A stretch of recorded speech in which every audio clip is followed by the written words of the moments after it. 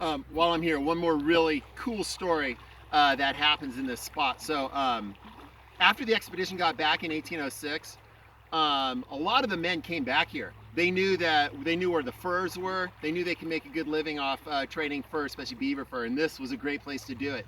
So we do get a lot of the men that come back to this spot. George Drouillard, who I've been mentioning was the French interpreter, he's going to come out in this area and he's going to get killed by Blackfeet Indians in 1810. In 1808, just 2 years after the expedition, as soon as they got back to St. Louis, a couple of the guys, John Potts and John Coulter, turned right around and went right back up the river. They were here in 1808 on this spot here, trapping fur. And one day they're trapping fur and they hear this rumbling. And John Potts isn't sure what it is. They think maybe it's buffalo. And as they look, they see it's a whole bunch of Blackfeet Indians coming towards them on horseback, right? Dozens of warriors.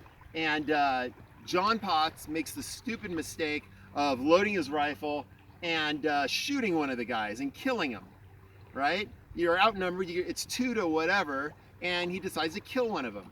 And so the Blackfeet immediately riddled this guy full of arrows, and then they dragged him to the shore and they chopped him up into pieces. They just demolished this guy.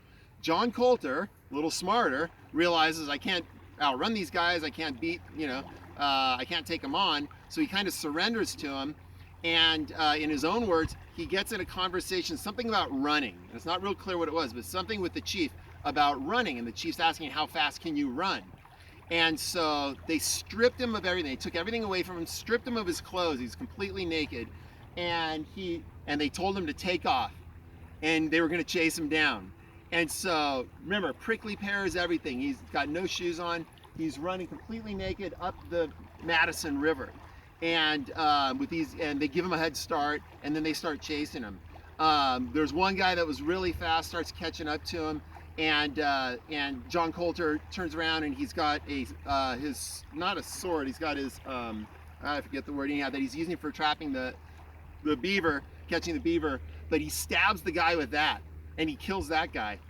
And then he finds a beaver dam, and he gets inside of it and he hides in there. And miraculously, the Indians never find him. They go by him, they never find him. And so he starts hiking out of there. And 10 days later, he's hiking up the Madison River and he comes across a trading post. The guy's stark naked, feet bloodied, a total disaster, almost starved to death. But he makes it. He comes across a trading post. He's going to end up exploring up in that area. Remember, this goes to Yellowstone, right? When he gets back, he's going to report all these things with hot water, sulfur water shooting up hundreds of feet in the air. He's going to describe all these things. Everybody thought he's what are you talking about? He must be crazy. He must be making this stuff up. We now know that he's the first white person that we know of to ever see what is now Yellowstone National Park. He was describing all of these geysers. So the discovery of Yellowstone is attributed to John Coulter.